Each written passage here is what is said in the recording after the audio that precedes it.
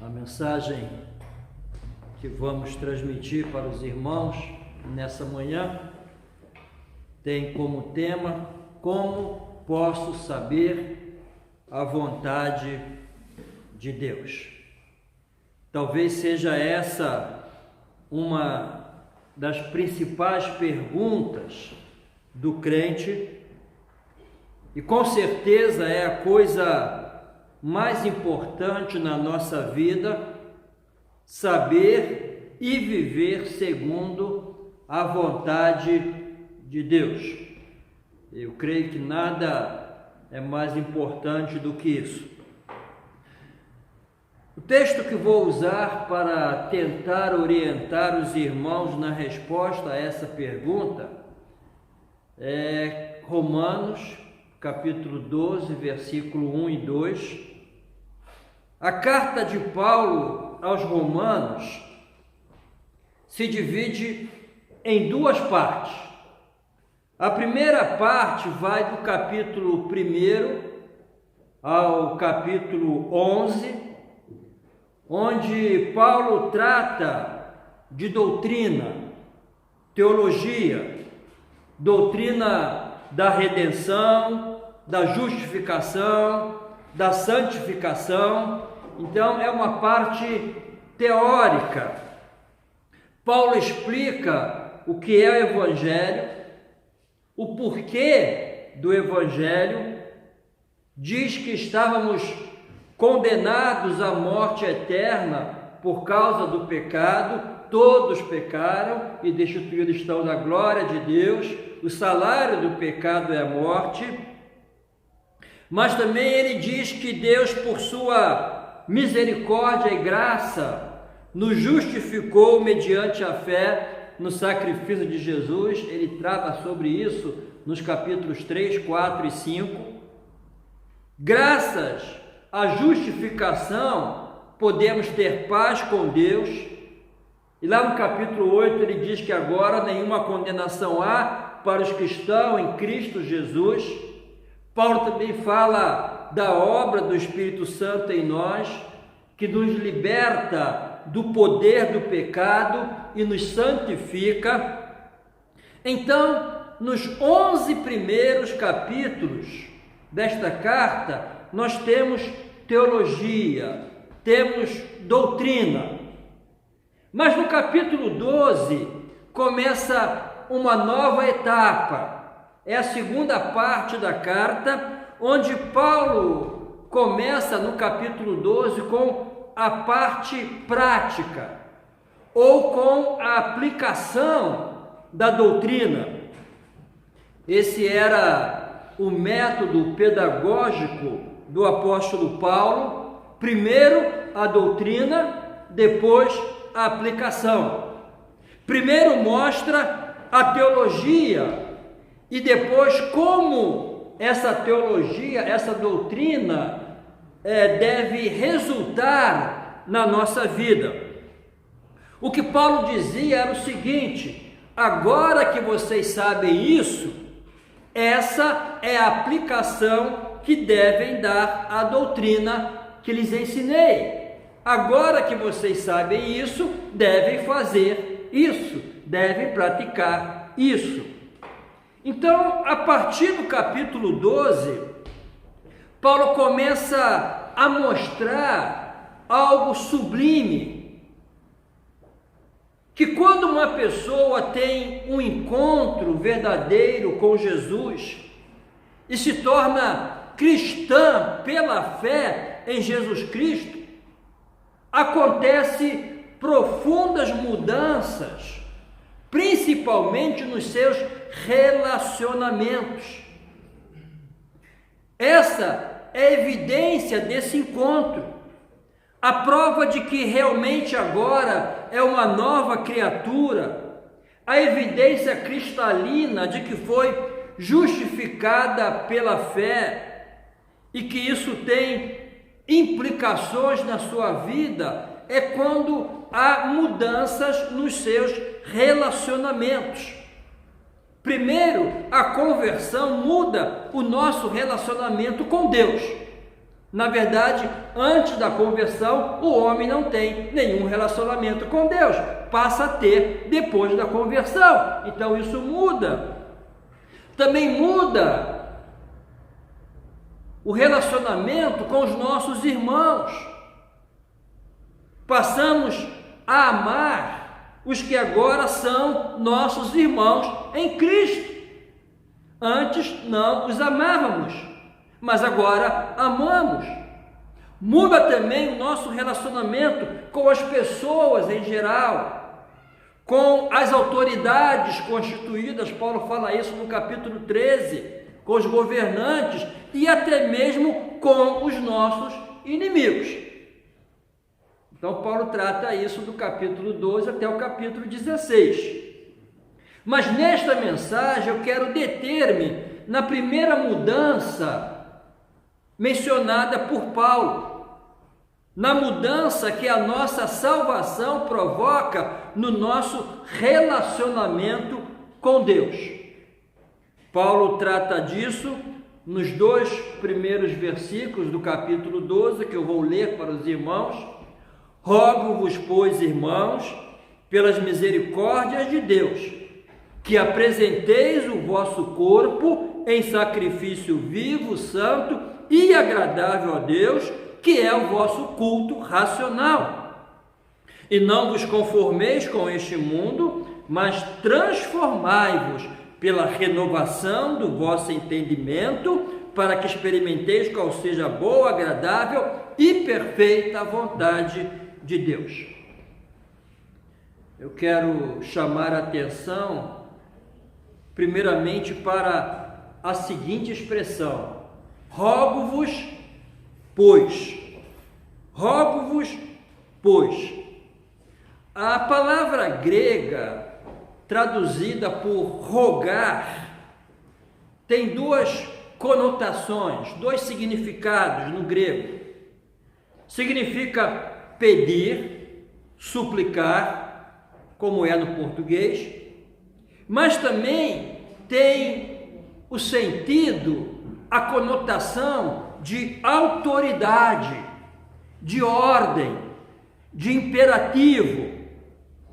Então, a demanda que Paulo vai apresentar é tão séria que ele está a suplicar e, ao mesmo tempo, a dar uma ordem. Rogo-vos. É uma súplica imperativa. E a preposição pois, que nós temos logo depois do verbo, é a ponte que liga ou conecta o que ele escreveu até o capítulo 11, isto é, conecta aquilo que Deus fez por nós com o que devemos fazer agora, que ele começa no capítulo 12. Em outras palavras, ele está a dizer, em virtude do que Deus fez, agora vocês devem fazer isso. Irmãos, não estudamos doutrina apenas para conhecer, apenas para saber, não apenas para crescer no conhecimento intelectual. Estudamos para que, ao saber dessas verdades, isto impacte, mude, transforme a nossa vida. E Paulo diz que roga pelas misericórdias de Deus. Em outras palavras, o que ele vai dizer agora deve ser resposta a tudo o que Deus fez por nós. A Bíblia Nova Versão Transformadora, que é uma versão muito interessante da Bíblia, em vez da expressão pelas misericórdias de Deus, usa a seguinte expressão: por causa de tudo o que Ele fez por vocês. Por causa de tudo que Ele fez por vocês. O que Deus fez por nós, suas misericórdias, devem ser a causa, a nossa motivação para obedecermos ao rogo imperativo do apóstolo Paulo. É por causa do que Deus fez. Estávamos perdidos, mas fomos alcançados pela misericórdia de Deus. Estávamos em miséria e Ele estendeu-nos a sua mão. Estávamos perdidos e Ele nos encontrou. Estávamos sujos, Ele nos limpou. Éramos escravos do pecado, Ele nos libertou. Estávamos condenados, mas Ele nos justificou. Estávamos mortos, mas Ele nos deu vida. Tudo isso é a expressão da misericórdia de Deus por nós. Irmãos, só estamos aqui hoje porque Deus é misericordioso.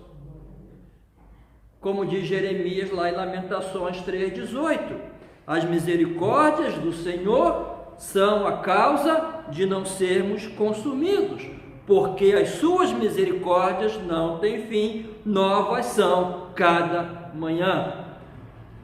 Irmãos, isso é maravilhoso. Ontem nós pecamos, nós falhamos, nós pensamos coisas que não deveríamos pensar, talvez fizemos coisas que não devíamos fazer, falamos o que não devíamos falar, mas ao despertar hoje, recebemos uma porção renovada da misericórdia de Deus.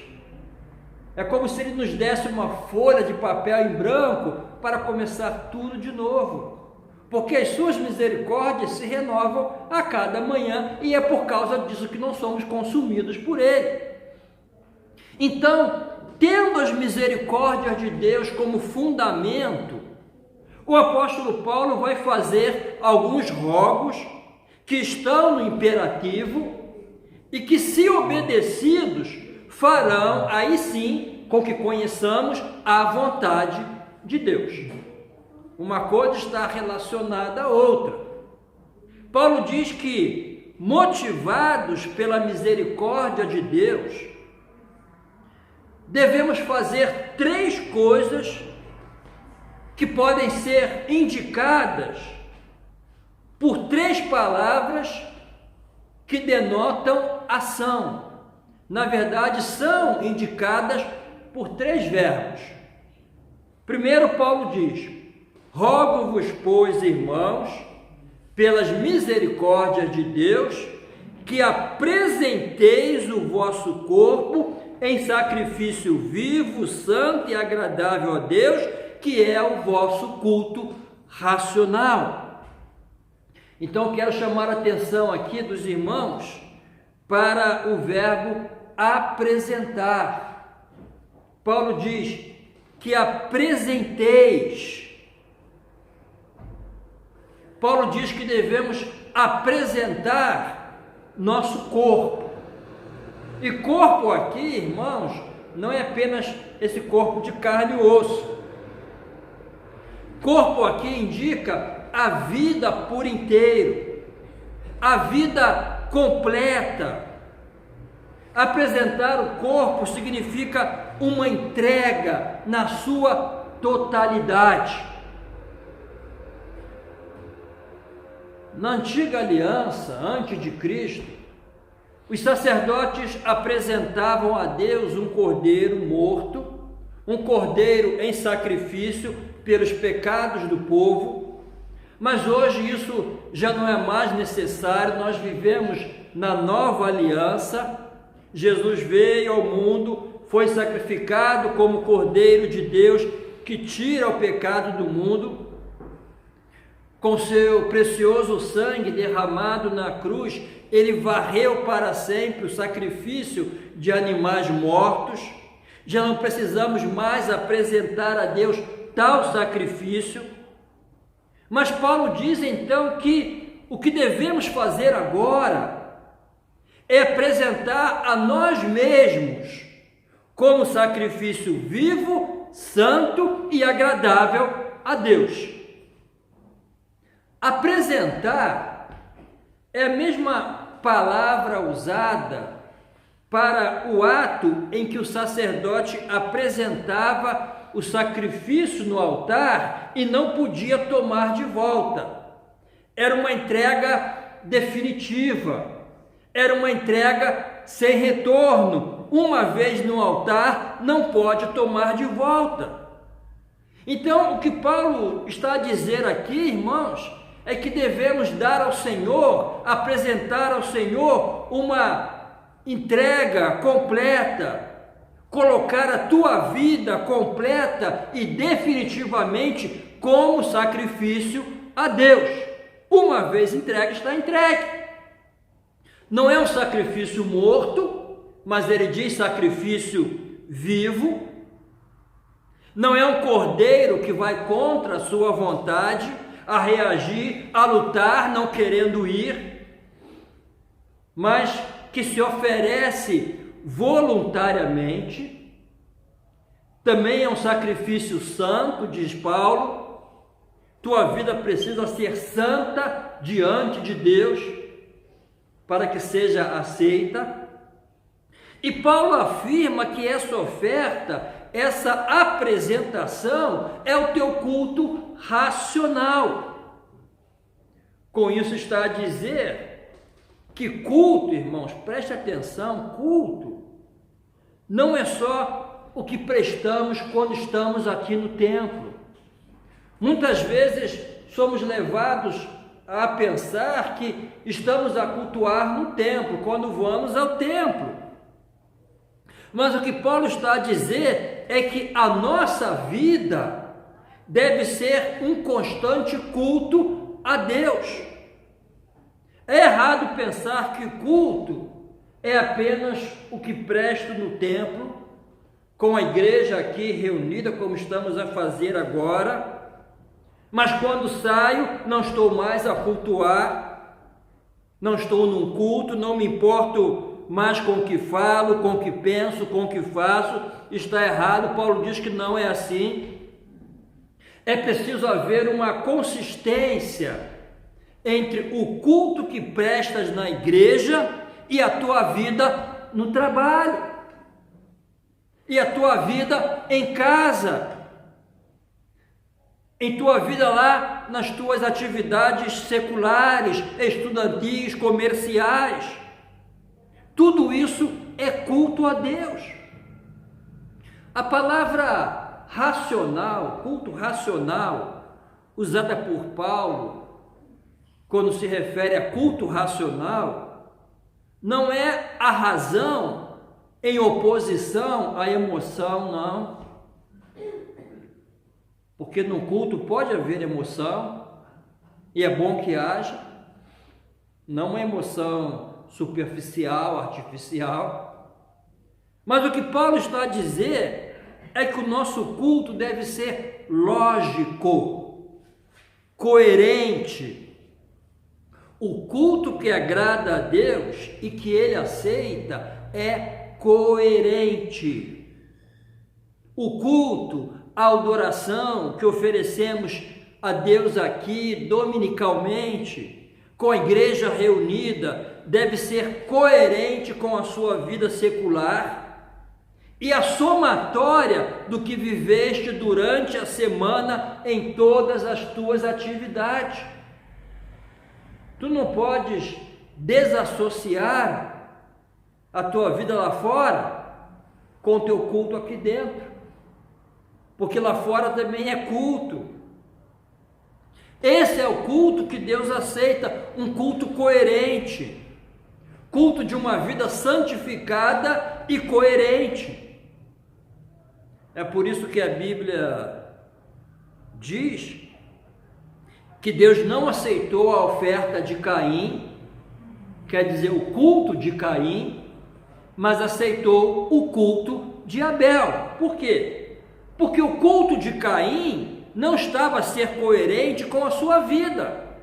Uma vida cheia de pecado, de inveja, de ciúme, de rancor, de orgulho, de maldade, que culminou inclusive no primeiro fratricídio da história, matou seu próprio irmão. Antes da oferta, vem a vida. Antes da liturgia, vem a prática. Antes do culto coletivo, vem o teu culto individual. E o teu culto individual é todos os dias, segunda, terça, quarta, quinta, sexta, tudo deves fazer para a glória de Deus. Não é só o que fazes aqui. Então, a primeira ação que somos exortados a praticar é apresentar a Deus a nossa vida santificada, como um culto coerente e agradável a Deus. A segunda ação que somos exortados aqui é a de não nos conformarmos com este mundo. E não vos conformeis com este mundo. É importante observar que a palavra conformar, que Paulo usa aqui, e a palavra transformar, que ele vai usar depois, ambas têm a mesma raiz, conformar e transformar, a mesma raiz que é forma. Na língua grega havia duas palavras para forma: esquema e morfê. Esquema é uma forma que está a mudar, não tem consistência, muda todo dia, toda hora, depende do ambiente, da situação, do contexto, muda. Morfê é o contrário, é inalterável. Morfê é uma forma que não muda. A mesma forma que tinha no passado, continua a ter ainda hoje. Então, aqui na exortação, e não vos conformeis com este mundo, Paulo usa a palavra esquema, que está sempre a mudar. O mundo tem uma forma, o mundo tem uma forma, o mundo tem uma ética, um esquema que muda. Não tem valores absolutos. Os valores do mundo são valores relativos e estão sempre a mudar conforme a situação, o ambiente, a conveniência. É uma ética situacional, depende da situação. O que foi vergonhoso ontem é aplaudido hoje. O que era errado ontem é aceito hoje. O que era pecado ontem é apenas uma doença, uma fraqueza, uma tendência, uma opção. Ou seja, o mundo está a mudar. Então o que Paulo está a dizer é o seguinte: não ponha o teu pé nesta forma, não entre neste esquema, não pense pela formatação deste mundo. Não deixe que o mundo formate a tua cabeça e faça com que tenhas a mesma cosmovisão do mundo, que não tem verdades absolutas, onde seus valores são relativos, circunstanciais, de acordo com a conveniência. Então Paulo diz: não te conformes com isso, não ponhas o teu pé nessa forma, não te amoldes a esse esquema, o esquema do mundo. Irmãos, eu acho que ninguém precisa ser um especialista para perceber isso. Basta ligar a televisão. Liga a televisão e fica perplexo ao ver como fazem apologia do erro, apologia do pecado, apologia do vício e de tantos outros erros. Hoje é muito difícil não veres uma telenovela ou um filme em que não haja relações homossexuais. homem com homem, mulher com mulher. É muito difícil. É apologia ao homossexualismo, ao aborto, ao adultério, ao crime, às drogas. O que era proibido ontem, hoje é permitido. Parece que quanto mais imoral, quanto mais degradante e alvitante é uma situação, mais as pessoas aplaudem. A questão hoje não é simplesmente tolerância do erro, é inversão de valores mesmo. É o que o profeta Isaías disse. As pessoas estão a chamar luz de trevas e trevas de luz. Doce de amargo e amargo de doce. Certo de errado e errado de certo. E se vais a contradizer, se vais contradizer, és ultrapassado. Estás com a mente obtusa. Mas Paulo está a dizer, não se conformem com isso. Não entrem nessa forma, ou nesta forma. Não se amoldem a isso. Não permitam que isso formate a sua cabeça. Não pensem como a cabeça do mundo. Não vos conformeis com este mundo, que não tem valores absolutos. E a segunda ação que Paulo determina, que nos manda praticar, é transformação. Ele diz, mas transformai-vos pela renovação do vosso entendimento, para que experimenteis qual seja a boa, agradável e perfeita vontade de Deus. Então, deves ter um corpo ou uma vida consagrada a Deus, um espírito inconformado com a forma deste mundo, mas também uma mente transformada. A palavra transformai-vos aqui é a mesma palavra que aparece lá na transfiguração de Jesus, quando ele foi transfigurado. A Bíblia diz que Jesus foi transfigurado. O que significa isso, transfiguração? É uma mudança que ocorre de dentro para fora. Foi como se uma luz se acendesse dentro de Jesus e o seu corpo brilhasse. É mudança de essência. Então Paulo está a dizer que devemos ser transformados na essência, não somente na aparência, mas no interior, de dentro para fora.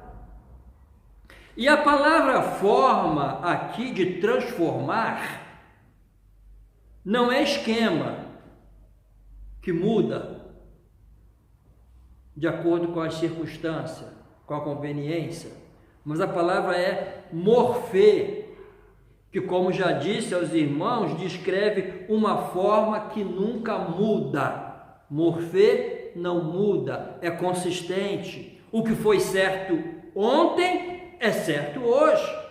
O que foi errado ontem é errado hoje.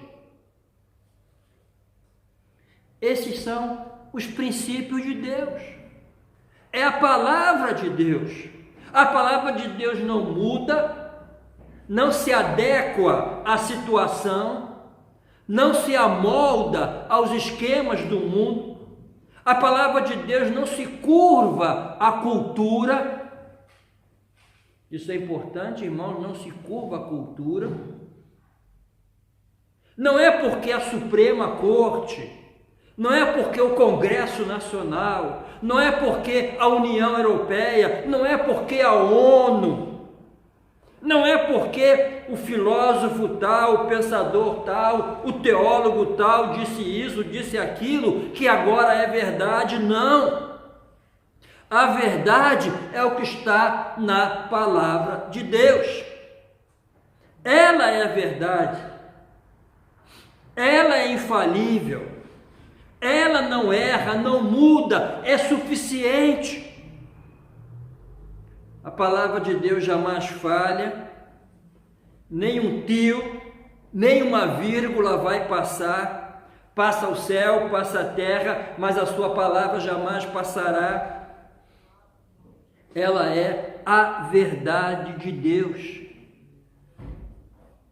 Então Paulo diz: olha para esse modelo que nunca muda,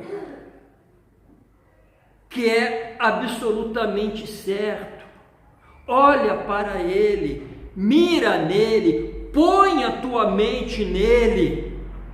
Ah, irmãos, e louvado seja Deus. Diz a Bíblia que a tua mente, se fazes isso, a tua mente vai sendo transformada, renovada pela palavra de Deus. Esse é o processo da santificação.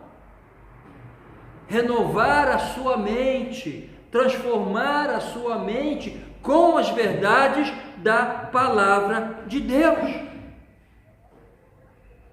Mas eu disse no início que o meu tema seria como conhecer a vontade de Deus. Certamente é uma das principais perguntas que deves fazer. É importante entender isso porque fazer a vontade de Deus deve ser o nosso maior desejo e certamente será sempre o melhor para nós. Mas como saber? Não é algo místico. Um anjo não vai aparecer do céu para te dizer qual é a vontade de Deus. Conhecer a vontade de Deus é consequência de um estilo de vida. Estilo de vida. Quando tens a tua vida consagrada e a tua mente transformada, quando te apresentas como sacrifício vivo, santo e agradável a Deus, quando não tomas a forma deste mundo e és transformado no seu interior ou no teu interior, então naturalmente parece que Deus tira a venda dos olhos, tira o nevoeiro denso e revela e diz: olha, meu filho, a minha vontade para a tua vida é esta. Quanto mais perto de Deus, melhor percebes o propósito de Deus para a tua vida. Quanto mais longe, mais confusa a tua mente ficará para saber qual o propósito de Deus, qual a vontade de Deus para a tua vida. Mas, irmãos, é curioso que às vezes citamos a vontade de Deus somente nas horas difíceis. A pessoa passou por uma dura prova, aí dizemos: é a vontade de Deus. Está a passar por alguma dificuldade, sofre um acidente, aí dizemos: é a vontade de Deus. Então a pessoa começa a achar que a vontade de Deus é uma coisa horrível, é só tragédia, é só problema, são só coisas ruins. Mas Paulo diz que a vontade de Deus para a tua vida é boa, agradável e perfeita. Quem de nós pode ser mais sábio do que Deus? Quem de nós pode superar a Deus em bondade? É claro que por mais que eu ache que determinada coisa é boa para a minha vida, a vontade de Deus será sempre melhor. Eu só enxergo alguns palmos à frente do meu nariz.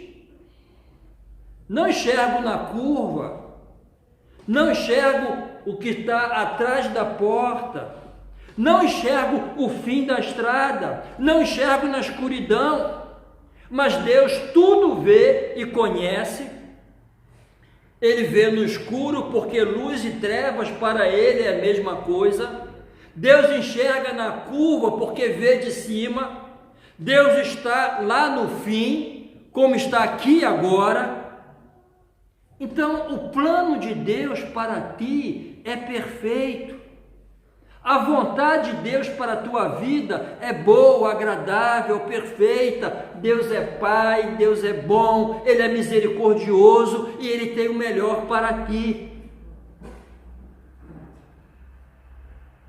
Então, quanto mais andares com Ele, quanto mais te apresentares a Ele, quanto mais te conformares com este mundo, quanto mais fores transformado pela renovação da tua mente, mais te deleitarás em Deus e mais conhecerás a sua vontade. Mais irás experimentar a boa, agradável e perfeita vontade de Deus na tua vida. Então, irmãos, que Deus nos ajude a nos colocarmos hoje no altar de Deus, para vivermos na presença de Deus, para a glória de Deus e para usufruirmos o melhor de Deus para a nossa vida. Amém?